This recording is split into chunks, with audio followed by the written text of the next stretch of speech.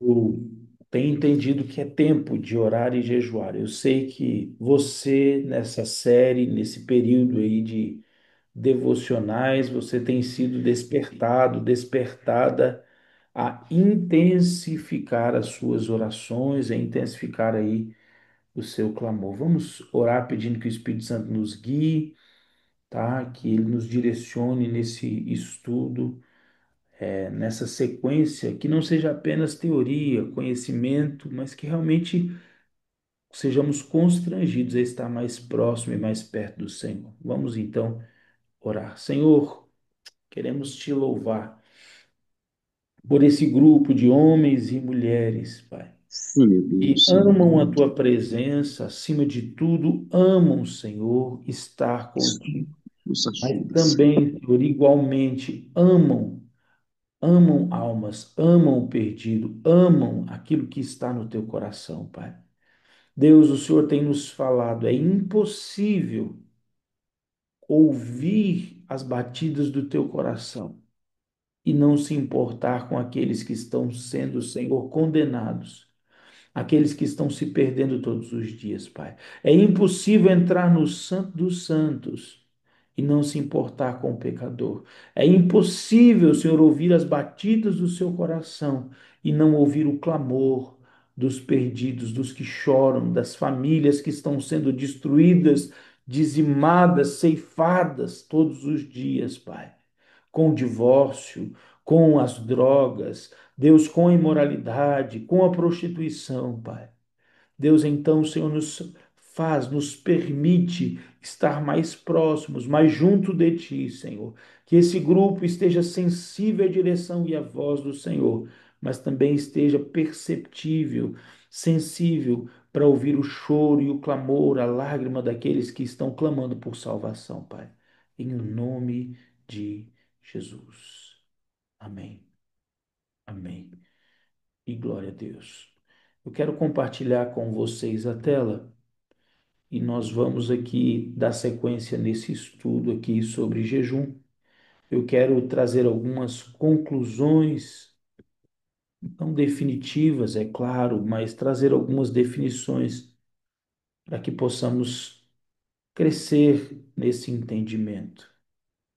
O texto que eu quero começar nessa manhã, falando sobre os tipos de jejum na Bíblia, Mateus capítulo 6, os versos 16 a 18, diz o seguinte: Quando jejuares, não vos mostreis contristados como os hipócritas, porque desfiguram o rosto com o fim de parecer aos homens que jejuam.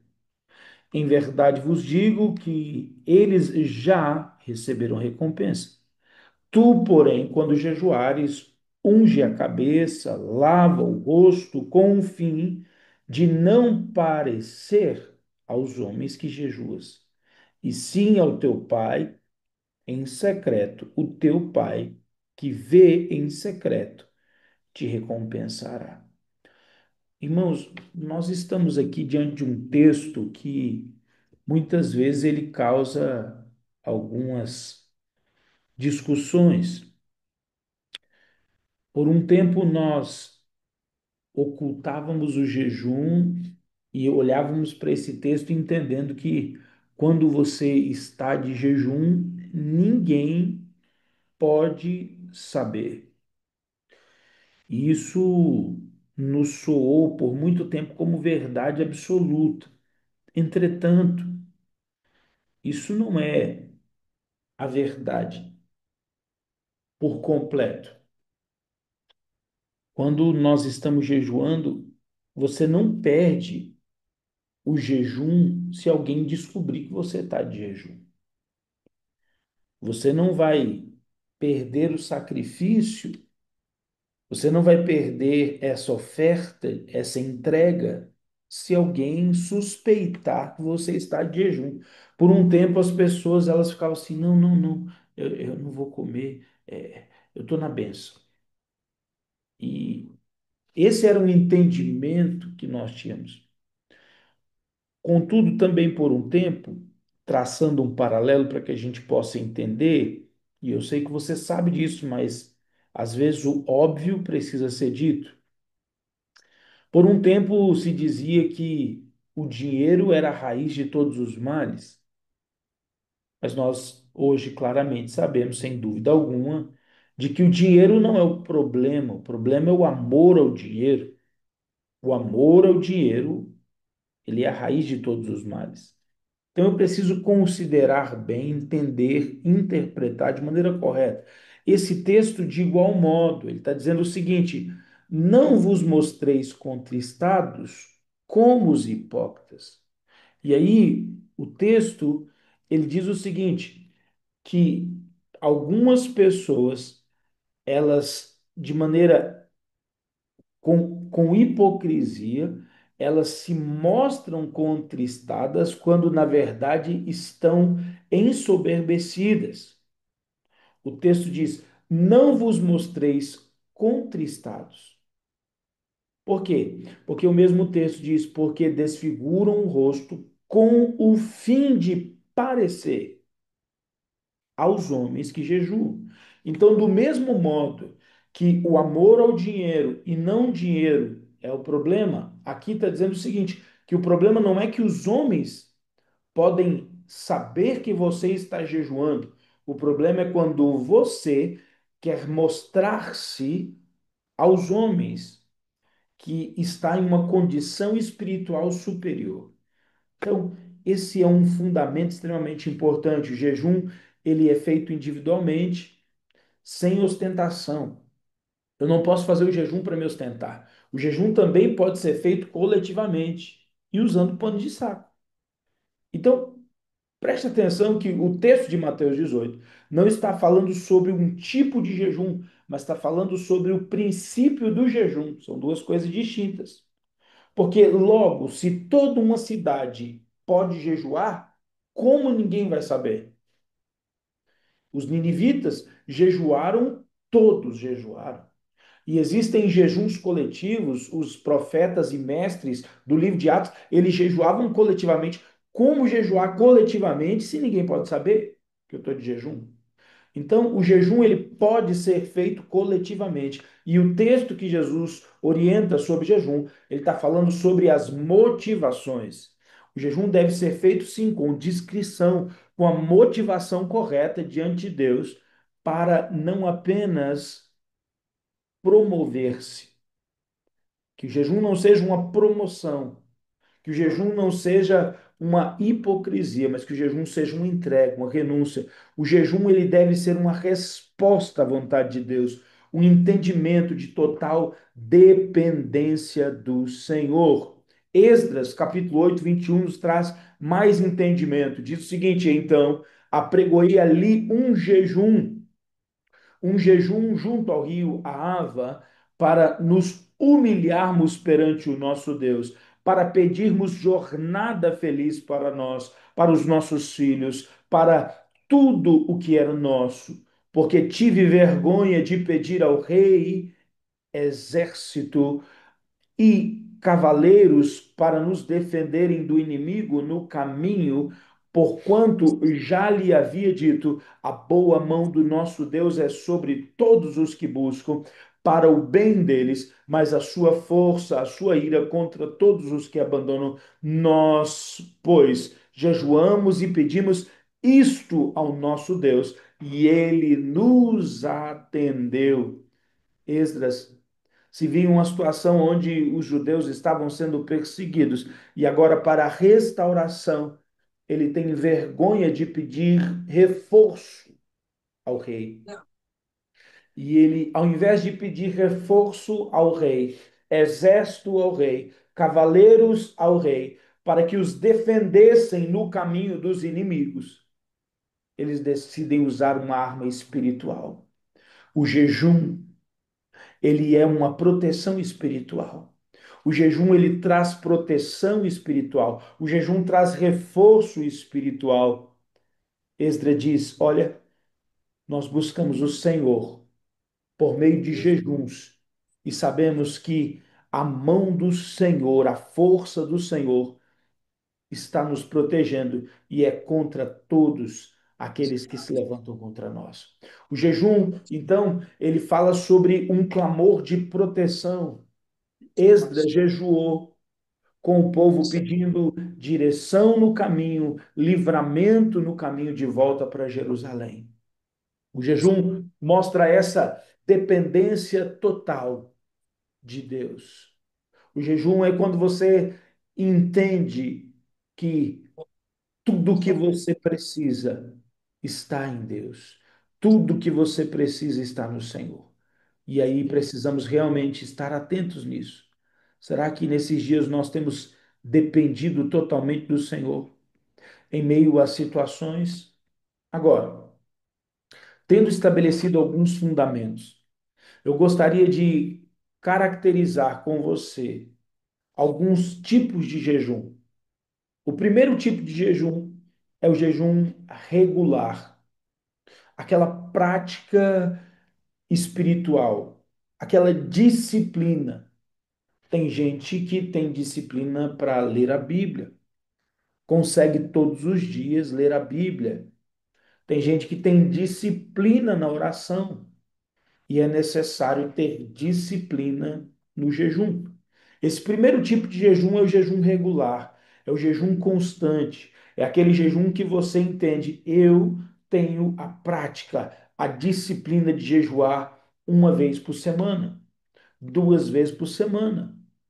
Eu conheci algumas pessoas que por anos jejuavam todos os dias, até às 6 horas da tarde, do sol ao sol, das 6 às 6. Na verdade, das 6 da tarde, um dia, né? Era a última refeição. E depois, no outro dia, só mais uma refeição por dia. Aqui nós temos o exemplo de Ana, a profetisa, Lucas 2, os versos 36 e 37, diz o seguinte: havia uma profetisa chamada Ana, filha de Fanuel, da tribo de Azer, avançada em dias, que vivera com o seu marido 7 anos desde o dia que se casara, era viúva de 84 anos. Esta não deixava o templo, mas adorava noite e dia em jejuns e oração. Essa mulher é um exemplo. Olha para você ver, 84 anos. E tem gente que diz que, dependendo da idade, não pode jejuar. Essa mulher tinha 84 anos e não parava de jejuar. Interessante, eu não vou me ater mais aos comentários, mas o interessante é que o nome Fanuel, aqui diz que Ana era filha de Fanuel. Fanuel significa face de Deus. Olha que interessante. Essa mulher, Ana, o pai dela se chamava Face de Deus. Essa mulher passou a vida inteira com o desejo de ver Deus face a face. E o desejo dela foi atendido. Irmãos, como é importante a gente ver alguns detalhes, né?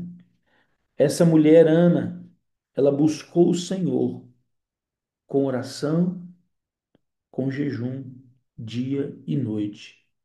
Isso fala de uma prática, uma disciplina frequente de jejum, como parte de adoração a Deus. Ana profetiza, ela servia no templo.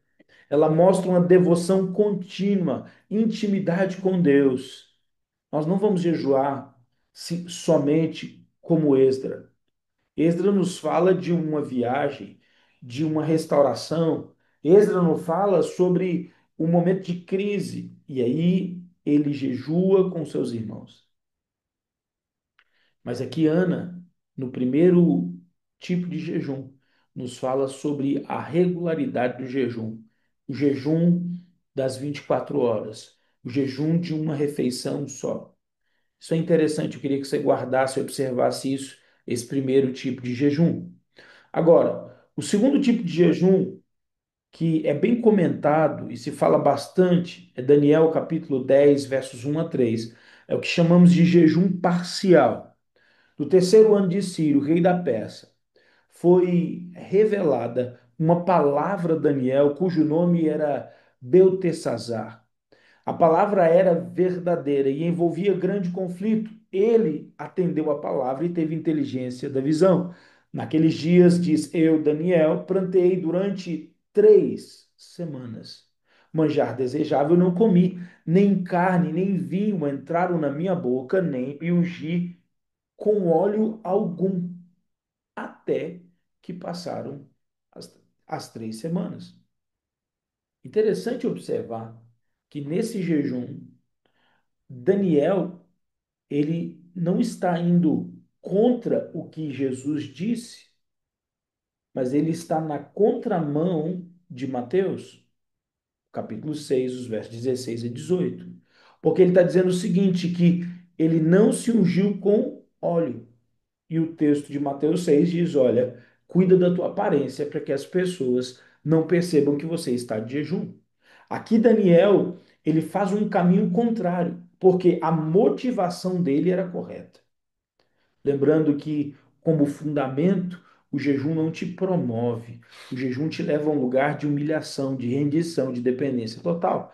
Entretanto, aqui agora, Daniel, por um entendimento, por uma visão, por uma revelação que ele recebe, ele agora ele está buscando o entendimento, a clareza dessa visão. E por 3 semanas, até que viesse a resposta.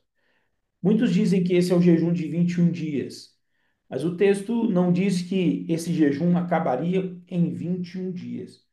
O texto diz que ele chorou e pranteou por 3 semanas. 3 vezes 7, 21.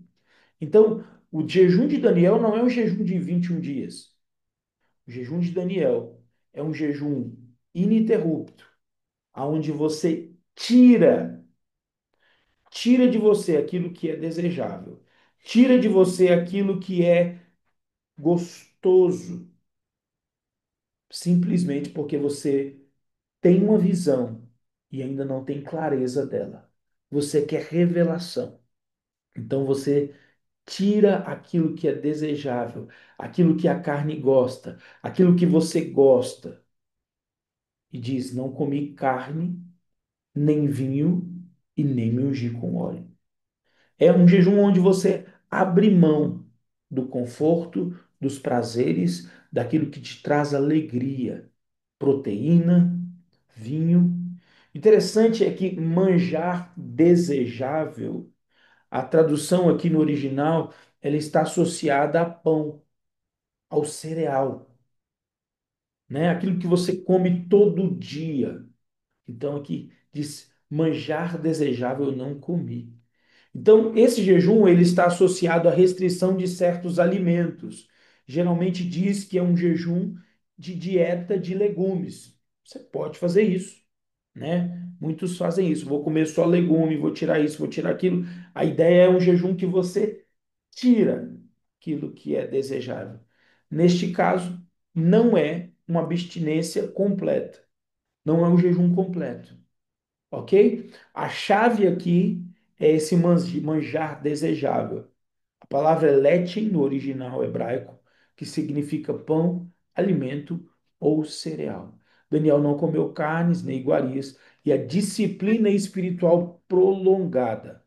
Quando você vai ficar mais tempo tirando, é conhecido aí como o jejum de Daniel. Lembrando que não é 21 dias. A ideia é um jejum prolongado, ok?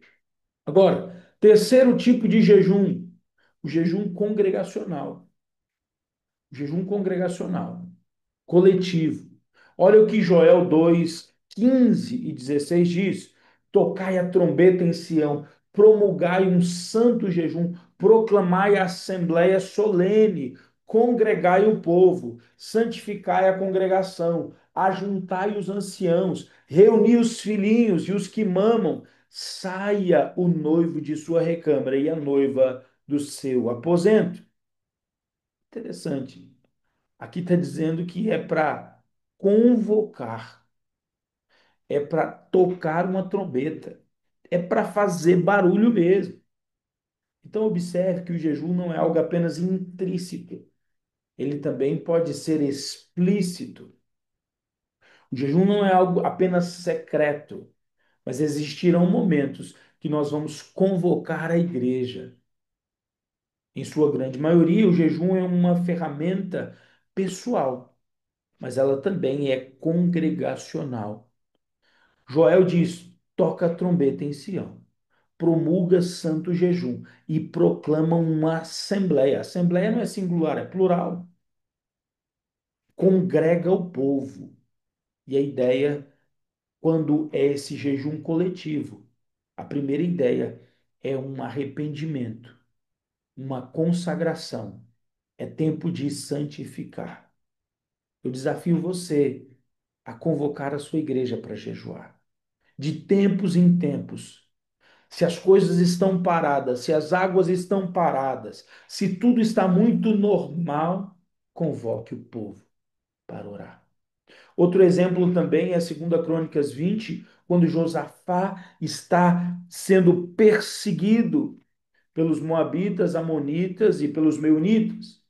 Josafá, ele se vê pressionado com medo e ele diz: vamos jejuar. Todo mundo vamos jejuar. Até crianças jejuaram. Outro ainda exemplo sobre esse jejum congregacional está no livro de Jonas. Jonas 3:5. Os ninivitas creram em Deus e proclamaram um jejum e vestiram-se de panos de saco, desde o maior até o menor. É interessante. Até o ímpio arrependido pode jejuar. O jejum não é uma prática de pessoas muito espirituais, maduras. O jejum não é algo para o pastor. Tem gente que acha que jejum é para gente muito espiritual. Não, aqui os ninivitas ímpios arrependidos. Porque o jejum é quebrantamento. Sabe o que acontece? Eles começam a jejuar, porque eles creram em Deus. E a resposta para a pregação de Jonas foi um jejum. A convocação de todo o povo. Pastor, você pode convocar o seu povo para jejuar. O rei dos ninivitas convocou o povo para jejuar. Josafá, como rei de Judá, convocou o povo para jejuar. Esdras convocou o povo para jejuar. Pastor, convoque o seu povo para um jejum. Dê uma resposta. O rei Josafá convocou o povo. Esse clamor, ele tem que envolver arrependimento, uma busca coletiva por livramento, por salvação. Quarto tipo de jejum, vamos falar agora sobre o jejum de consagração e de envio ministerial. Meu irmão, não unja ninguém, não separe ninguém para o ministério, não envie nenhum missionário para o campo missionário, sem antes jejuar.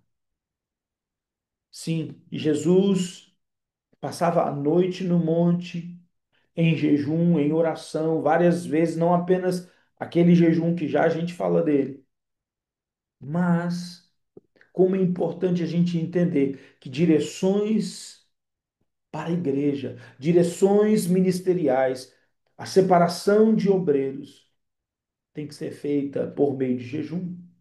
Atos 13, os versos de 1 a 3 diz: havia na igreja de Antioquia profetas e mestres, Barnabé, Simeão, por sobrenome Níger, Lúcio de Cirene, Manaém, Colasso de Herodes, o tetrarca e Saulo. E diz o seguinte: servindo eles ao Senhor e jejuando. Quer dizer, adorando e jejuando. Disse o Espírito Santo: separai para mim agora Barnabé e Saulo para a obra que vos tenho chamado. Então, jejuando e orando, e impondo-lhe as mãos sobre eles, os despediram. Então, observe que Barnabé e Saulo são separados para a obra missionária em um ambiente profético de oração, adoração e jejum. Talvez a sua igreja não está rompendo, é porque você está escolhendo os líderes de modo errado. O líder de louvor foi escolhido por sua vontade, não em jejum e oração. O líder de missões foi escolhido, não foi em oração e jejum. Esse diácono foi apresentado, mas não foi em um ambiente profético, foi uma ideia. Alguém sugeriu. Não, irmãos, nós precisamos separar os nossos obreiros, nós precisamos enviá-los para a obra missionária ou para uma missão específica, debaixo de muito jejum e oração. Atos 14, 23 também fala sobre isso. E promovendo-lhes em cada igreja a eleição dos presbíteros depois de orar com jejuns. Os presbíteros, os pastores das congregações no livro de Atos, eles eram escolhidos em um ambiente de jejum e oração. Não coloque alguém à frente de um trabalho, não delegue autoridade, sem ter gerado isso em jejum e oração. É por isso que a gente tem tanta divisão, tanta contenda, tanta confusão, porque a gente levanta alguém pela necessidade e não pela direção profética, realizado antes de tomar decisões espirituais importantes. A igreja de Antioquia jejuou antes de enviar Paulo. É importante em momentos de transição e chamado ministerial. Se você percebe que está havendo uma transição ministerial, se você percebe que está havendo agora algo acontecendo no seu ministério, jejum. Não decida antes disso. Agora, quero falar sobre esse jejum total. Já foi muito dito, mas como eu disse, o óbvio precisa ser dito e registrado. Quinto tipo de jejum, jejum absoluto. Que jejum é esse? O de Esther. É talvez o principal, ou um dos principais jejuns. Eu quero ler os versos 14 e 16. Nos trazem a essência, Esther 4, 14 e 16. Porque se de todo te calares agora, de outra parte levantará para os judeus socorro e livramento, mas tu e a casa de teu pai perecereis. E quem sabe se para conjuntura como esta é que fosse elevada a rainha. Então disse Esther que respondessem a Mordecai: vai, ajunta os judeus que se acharem em Suzã e jejuai por mim, e não comais, nem bebais por 3 dias, nem de noite, nem de dia. Eu e as minhas servas também jejuaremos. Depois irei ter com o rei, ainda que contra a lei. E se perecer, pereci. Interessante, irmãos, que de Mordecai vem o grito e o clamor, mas de Esther vem a direção de jejuar. De Mordecai vem a necessidade. Ele diz: Esther, se você não agir agora, todo o seu povo será eliminado. E talvez só sobre você.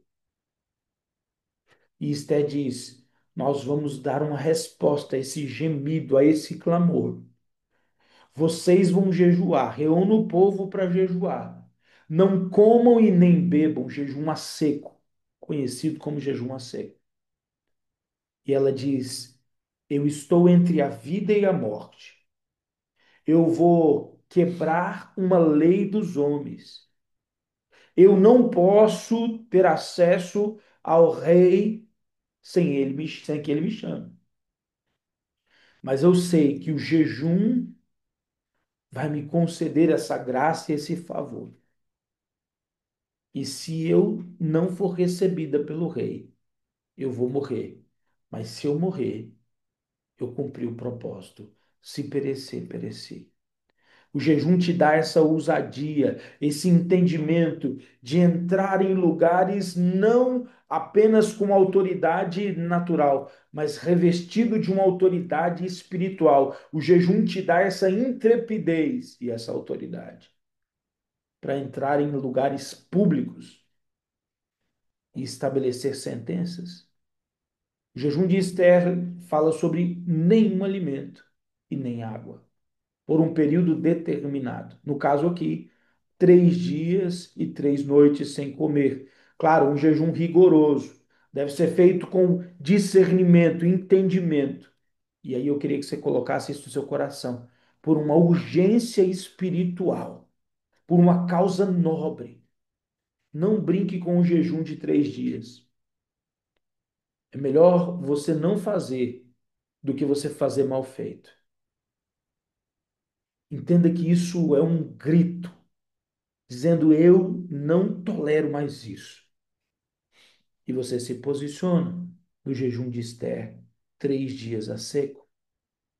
Outro jejum, eu chamo ele de jejum sem escolha. O jejum sem escolha é o jejum de Saulo, Atos 9. Saulo se encontra com o Senhor e ele esteve 3 dias sem ver, durante os quais nada comeu e nem bebeu. Eu creio, irmãos, que haverão situações que o Espírito vai nos constranger de tal modo que nós vamos ficar sem comer e sem beber. Esse é um jejum que você é impulsionado pelo Espírito. É o jejum sem escolha. Não estava marcado. Não estava na agenda. Mas agora você não vê outra saída senão buscar o Senhor. Às vezes a gente fica muito disciplinadinho, colocando data, hora. Aqui, o próprio Senhor constrange e humilha Saulo. E diz: você não vai comer nem vai beber. 3 dias sem ver, sem comer e sem beber. Saulo fica cego. Ele foi totalmente humilhado para iniciar sua nova jornada, sua caminhada com Cristo. Seu chamado começava ali. Eu creio que haverão momentos que o Espírito vai nos constrangir, ele vai mudar a nossa rota e vai nos levar para um jejum profundo. Sétimo e último jejum, o jejum sobrenatural. O jejum sobrenatural. Esse é o jejum de 40 dias. Não o jejum regular de 40 dias. Jejum regular é aquele que você, 24 horas, fica sem comer, às vezes tomando água, ou sem comer e sem beber. Mas esse jejum de 40 dias, ele é um jejum sobrenatural. 40 dias do primeiro ao 40º dia, da primeira tarde, 6 da tarde, até a 40ª tarde. 40 dias e 40 noites, sem comer e sem beber. Nós temos 3 exemplos na Bíblia, fiz nota deles: Moisés, Elias e Jesus. Moisés, você sabe disso, ele fez mais de uma vez esse jejum. Os outros a gente não tem nota disso. Mas olha o que diz Êxodo 34, 28. E ali esteve com o Senhor, Moisés, 40 dias e 40 noites. E o texto diz, não comeu pão, nem bebeu água. E escreveu nas tábuas as palavras da aliança e 10 palavras. Então, observe que 40 dias e 40 noites não comeu e nem bebeu. Isso é sobrenatural. O texto está explícito. Não comeu nem bebeu água. Queria deixar isso registrado. É por isso que eu chamo o jejum de 40 dias de o jejum sobrenatural. Elias, 1 Reis 19:8. Levantou-se, pois, comeu e bebeu. E com a força daquela comida, caminhou 40 dias e 40 noites até Horebe, o monte de Deus. Então presta atenção. Elias come e bebe e depois fica 40 dias e 40 noites andando com a força daquela comida. Isso é sobrenatural, meu irmão. Você imagina andar 40 dias e 40 noites sem comer. Percebe isso? Elias, 40 dias até o Monte Horebe, foi alimentado por um anjo, sustentado milagrosamente por Deus, sem comida e nem água por longos períodos. Eu quero apenas fazer uma observação. Não é recomendado, como prática comum, tratar experiências extraordinárias e únicas. Então você deve ter uma direção de Deus, e é aqui que eu quero começar a conclusão. Falei sobre Moisés como um dos que fizeram ou tiveram essa disposição e essa direção de jejuar para ter a revelação dos 10 mandamentos.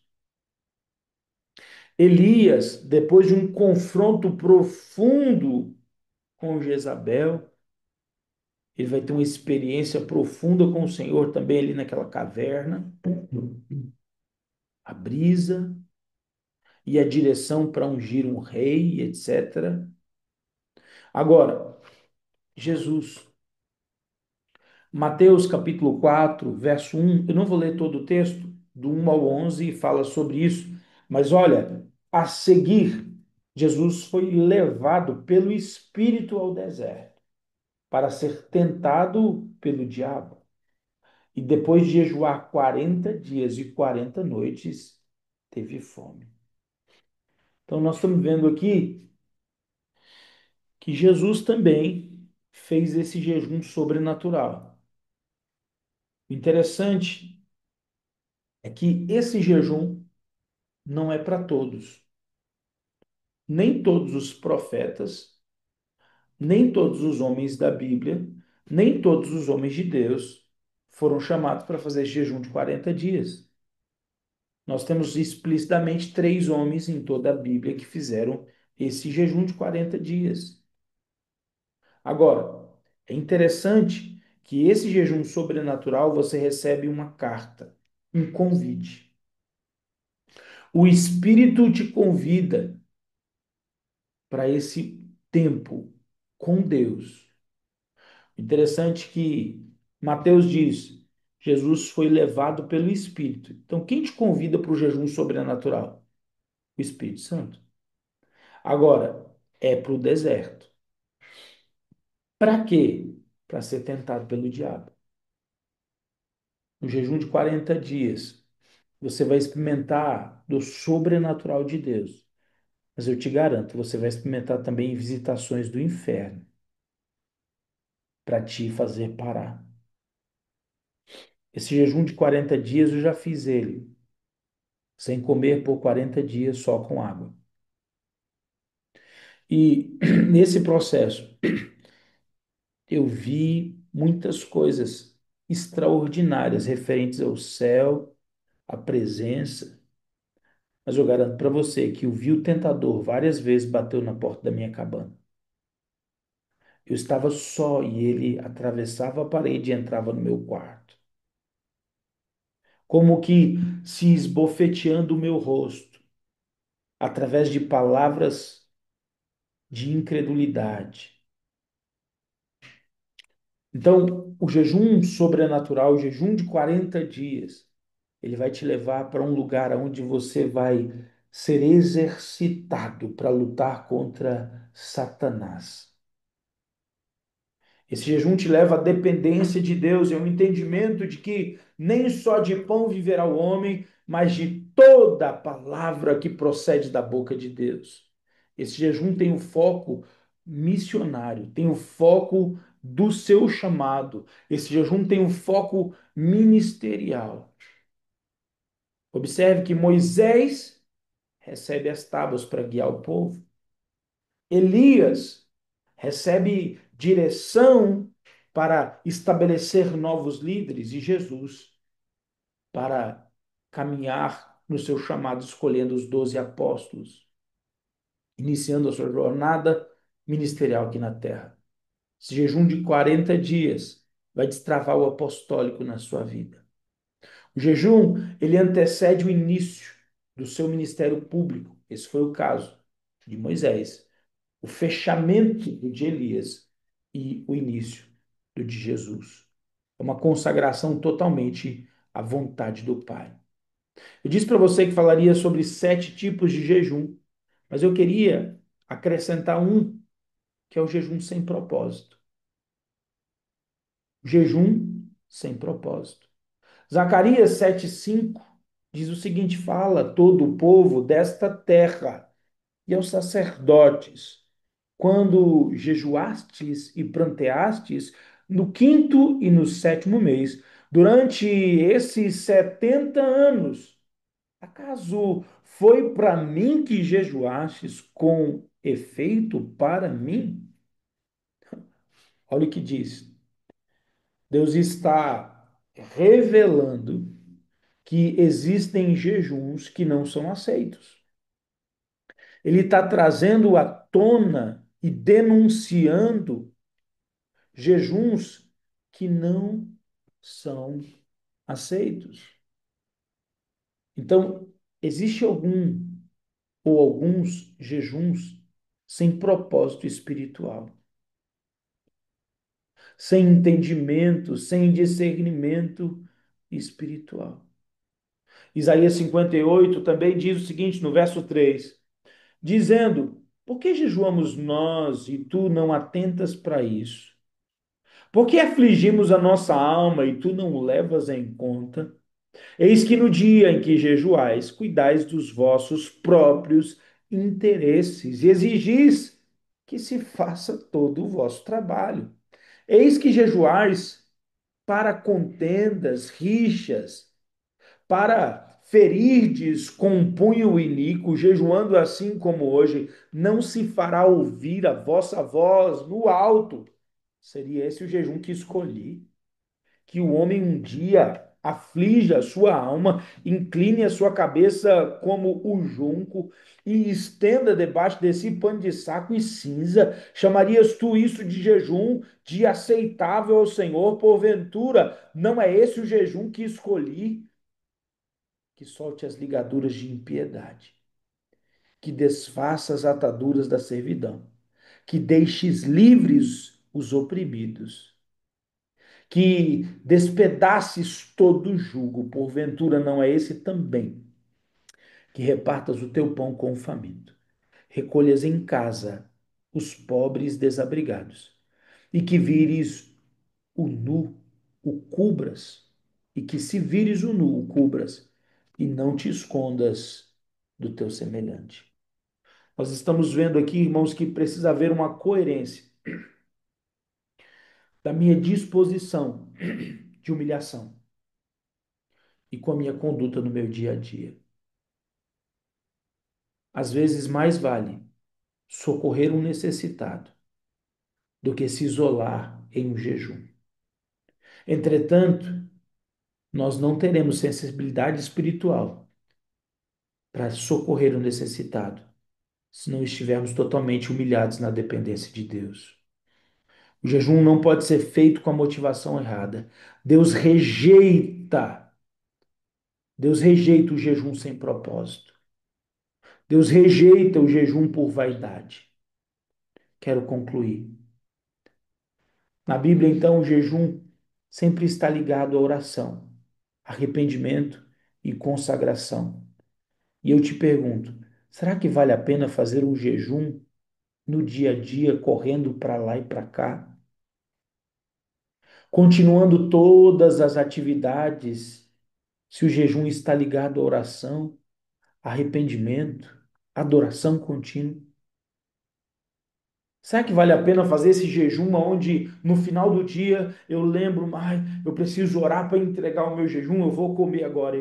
E eu assim religiosamente dobro o meu joelho e diz obrigado por esse dia maravilhoso de jejum. Não, o jejum é se abster de tudo, inclusive de comida. É claro, existem situações que nós vamos estar jejuando e vamos ter que dirigir o carro, vamos ter que levar a criança na escola.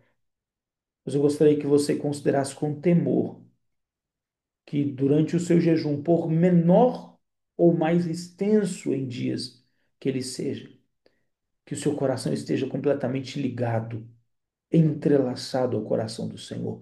O jejum eficaz não está no tipo, um dia, 2 dias, 10 dias, 30 dias, 40 dias, 21 dias, mas sim na obediência, num coração totalmente quebrantado, disposto a obedecer o Senhor. Isaías 58, verso 6 diz: Não é esse o jejum que escolhi, que solte as ligaduras da impiedade, desfaças as ataduras do jugo e deixe livre o oprimido. Que o meu e o seu coração esteja totalmente quebrantado, que nós possamos dar uma resposta ao Senhor nesses dias, que nós não estejamos acomodados, mas pelo contrário, alarmados, despertados pelo Espírito Santo, para jejuarmos mais, orarmos mais e adorarmos mais. Eu não tenho dúvida, pastores, pastoras que me ouvem, essa é a hora da última colheita. Onde estão os trabalhadores? Essa é a hora onde nós vamos ter a maior colheita de todos os tempos. Nós precisamos estar preparados, sensíveis, para libertar os oprimidos, os cativos. Dê uma resposta para o Senhor. Amém? Que Deus abençoe vocês, que o Senhor possa estar trazendo revelação e entendimento no coração de todos e que possamos usar dessas ferramentas que nos têm sido trazidas com muito temor. Tá joia? Deus abençoe, fiquem na paz. Forte abraço para vocês. Quer falar, Amém. pastor Ney? Pastor Ney levantou a mão só um minuto, irmãos. Só deixa eu tirar uma dúvida aqui, pastor Jonas. Pode falar. Porque assim, não está escrito que Jesus jejuou com água também, né? A gente supõe que ele jejuou com um jejum completo, né? Mas até onde eu li, não está escrito que ele jejuou sem água, né? E eu falo que ele só teve fome. Como você colocou aí, há explicidade no texto de Moisés e Elias. Mas Jesus não tem explícito que houve um jejum absoluto, né? De pão e água, né? Até mesmo para a gente, quando for falar sobre isso, no altar da igreja, a gente depois não for questionado, né, sobre isso. Eu não sei se existe um outro texto que fala explicitamente sobre o jejum de água, né? Isso fez. Não, isso mesmo, Ney. O texto está explícito no caso de Moisés. E aí tem o entendimento que Jesus, estando no deserto, de onde ele teria água, mas não está explícito. E o texto diz, como você colocou muito bem, de que ele teve fome, né? Então, se subentende, né? Se alguém questionar, de que no deserto não havia água, Jesus não comeu e nem bebeu. Mas esse é um ponto a considerar, né? E no caso de Moisés, está explícito de que ele não comeu e nem bebeu. E, independente de água ou comida, irmãos, eu garanto para você, é sobrenatural ficar sem comer 40 dias. tá? Cientificamente, após 30 dias, a ciência diz que o corpo manda uma mensagem para o cérebro de que você morreu. E aí os seus órgãos começam a entrar num processo de desligamento. Quando o seu estômago não recebe comida por 30 dias, ele começa a mandar uma mensagem de que você morreu. E é por isso que esse jejum é sobrenatural. Independente de água ou de comida, o seu cérebro não foi programado para isso. Você precisa de um convite do Espírito Santo. Amém? Amém. Então tá. Mais algum comentário? Amém. Obrigado, pastor Ney. Abração, amo sua vida. Amém. Deus abençoe, irmãos. Fiquem na paz. Paz. Deus abençoe. Amém. Ai, graças a Deus, Deus abençoe.